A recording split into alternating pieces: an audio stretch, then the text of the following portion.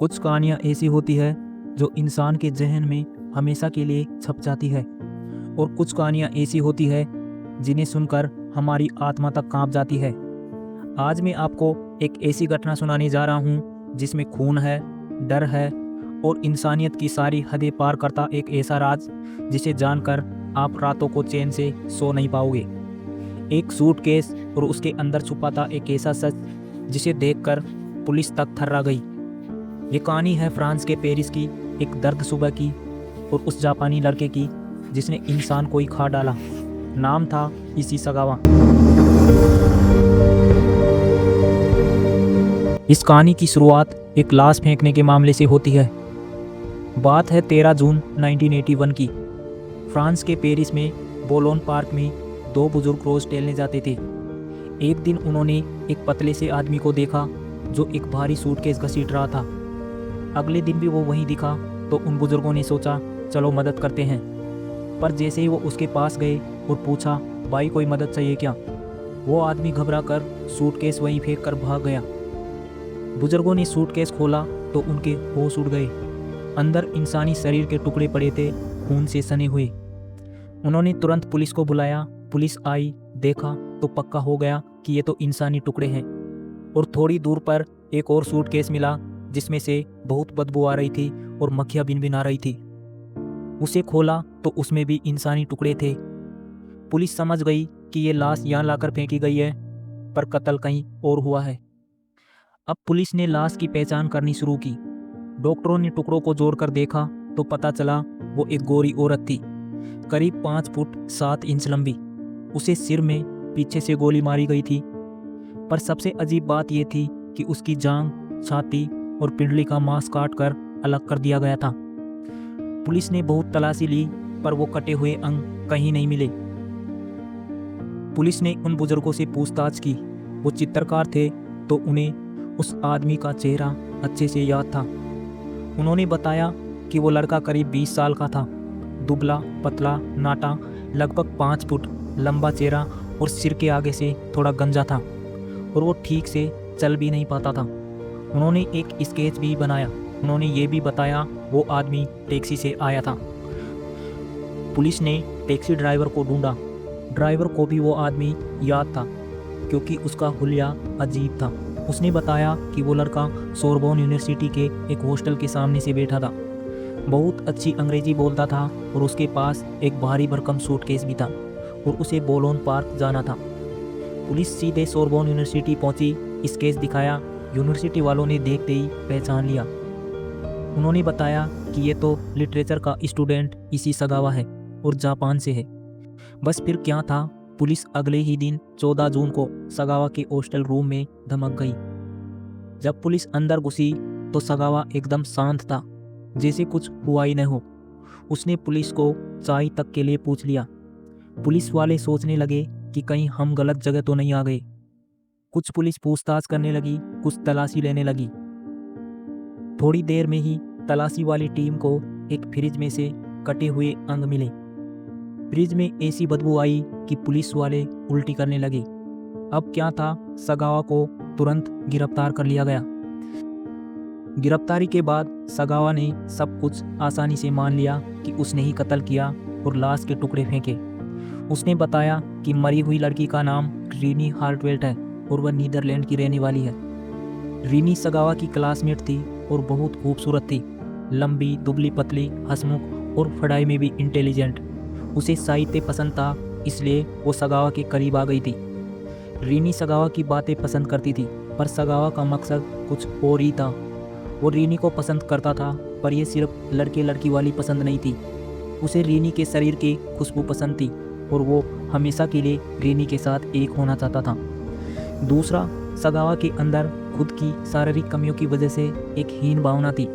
उसे गोरी और लंबी लड़कियां पसंद थी और वो उनके साथ मिलकर अपनी कमियों को पूरा करना चाहता था। इस तरह रीनी उसके जाल में फंस गई। 11 जून को सगावा ने रीनी को जर्मन भाषा सिखाने के बहाने अपने अपार्टमेंट में बुलाया। उसने खाने पीने का भी इंतजाम किया। लंच के बाद शराब के नशे में सगावा ने रीनी से अपने प्यार का इजहार किया। मैंने पहले भी बताया कि सगावा दिखने में कुछ खास नहीं था। रीनी ने उसे साफ मना कर दिया। मना करने पर सगावा ऊपर से शांत दिखा पर अंदर से भड़क गया।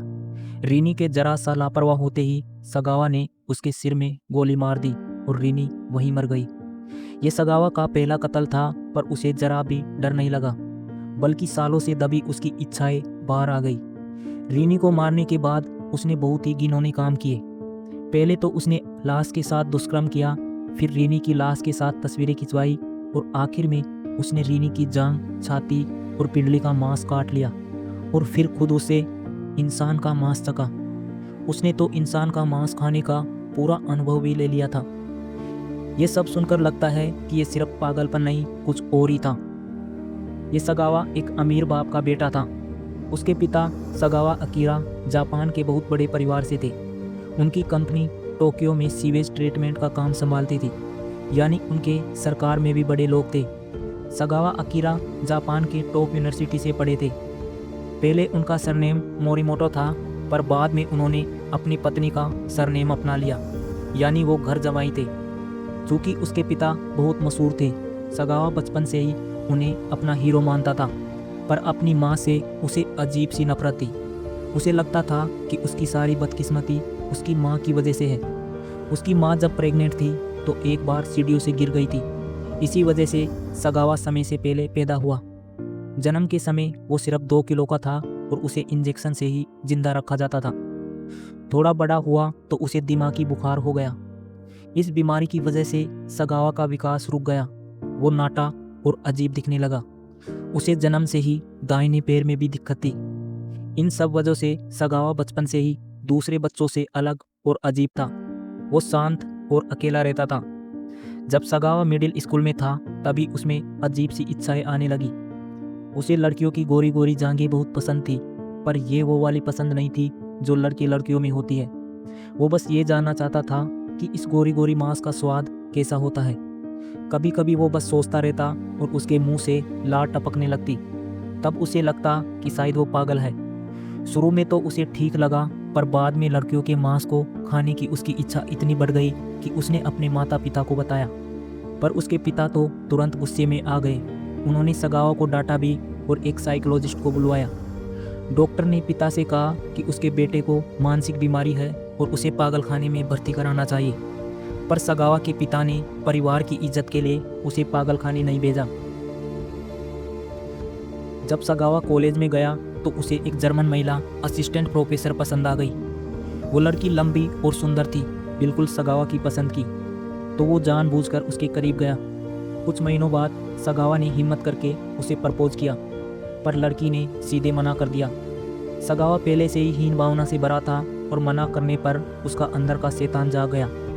उसी रात वो चाकू लेकर उस लड़की के घर गया। भले ही वो नाटा था, पर वो तीसरी मंजिल पर चढ़ गया। वो जैसे ही बालकनी पर कूदा, लड़की ने उसे देख लिया और चिल्लाने लगी। सगावा उसे चुप कराने के लिए भागा, पर चूंकि वो छोटा था, लड़की ने उसे काबू कर लिया। सगावा डर गया, किसी तरह भागकर बालकनी से कूद गया। ये लड़का बड़ा चालाक था। तीसरी मंजिल से कूदकर भी उसे कुछ नहीं हुआ। अगले दिन पुलिस ने उसे पकड़ लिया। उसने माना नहीं कि वो हमला कर रहा था। उसने कहा कि वो लड़की से प्यार करता था और उसे सरप्राइज देने के लिए बालकनी से चढ़ा था और कोई चोट भी नहीं लगी थी। बाद में सगावा के परिवार ने लड़की को 1.5 करोड़ जापानी येन देकर मामला सुलझा लिया। 1976 में सगावा ने यूनिवर्सिटी से अपनी मास्टर डिग्री पूरी की और उसने फ्रांस के पेरिस में सोरबोन यूनिवर्सिटी में आगे पढ़ने के लिए अप्लाई किया। शुरुआत में उसके साइकोलॉजिस्ट और उसकी माँ फ्रांस जाने के खिलाफ थे, क्योंकि उसे ये मानसिक बीमारी थी। पर सगावा के पिता को लगा कि बेटे को बाहर की दुनिया देखनी चाहिए, इसलिए उन्होंने सबकी बात अनसुनी करके उसे फ्रांस भेज दिया। फ्रांस में पढ़ाई के दौरान भी सगावा अकेला ही रहता, किसी से मिलता जुलता नहीं। उसकी अंदर की इच्छाएं बढ़ती गई और फिर वही हुआ जो मैंने पहले बताया। ये सगावा दूसरे हत्यारों से अलग था।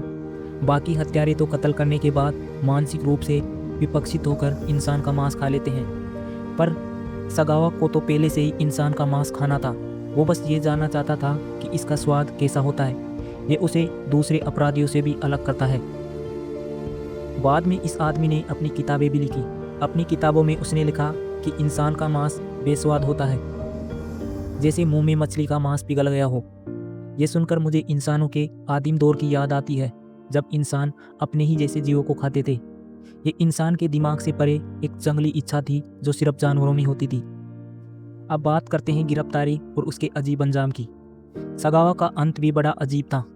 फ्रांस में उसे गिरफ्तार करने के बाद चूंकि जापान और फ्रांस के बीच कोई प्रत्यर्पण संधि नहीं थी, तो केस फ्रांस में ही चला गया। सगावा के पिता ने अपना सारा पैसा और जान पहचान लगाकर फ्रांस में एक बड़ा वकील किया। वो वकील बहुत तेज था। उसने सगावा से कहा, तुमने जो किया है और तुम्हारी जो अजीब मानसिक हालत है, वो सब जज को सच सच बताना। फिर वकील ने कहा कि सगावा को गंभीर मानसिक बीमारी है, इसलिए उसे छोड़ देना चाहिए। उसने ये भी बताया कि सगावा का पहले जापान में इलाज चला था और उसके भाई को भी मानसिक बीमारी थी जो खुद को चोट पहुंचाता था। वकील ने कहा यह सब उसके परिवार की आनुवंशिक बीमारी है। और तो और वकील की इस दलील से सगावा केस जीत गया। उसे फ्रांस के एक मानसिक अस्पताल में इलाज के लिए भेज दिया गया। वहाँ वो दूसरे मनोरोगियों से अपने इंसान खाने के अनुभव को मज़े से बताता रहता था। इस तरह सगावा ने मानसिक अस्पताल में 1 साल से ज़्यादा आराम से गुजारे।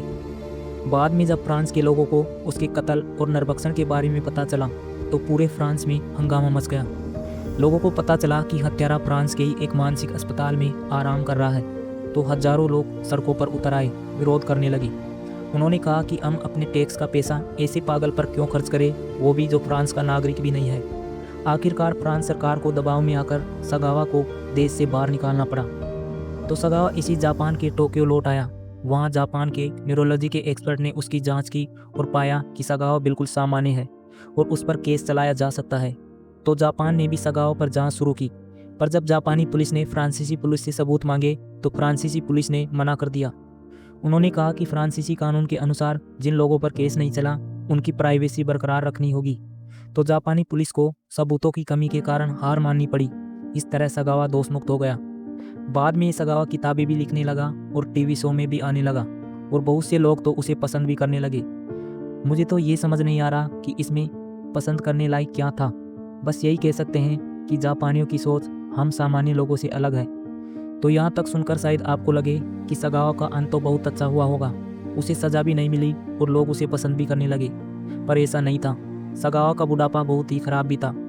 उसके पास कमाई का कोई जरिया नहीं था और उसे सरकारी मदद पर ही गुजारा करना पड़ता। उसके कोई बच्चे नहीं थे और परिवार वाले भी उसे अपनी बेइज्जती मानते थे। आखिर में उसे कोरोना वायरस हो गया और इस तरह एक पापी इंसान का अंत हो गया। खैर, आज के लिए इतना ही। अलविदा। मिलते हैं अगली वीडियो में। जय हिंद।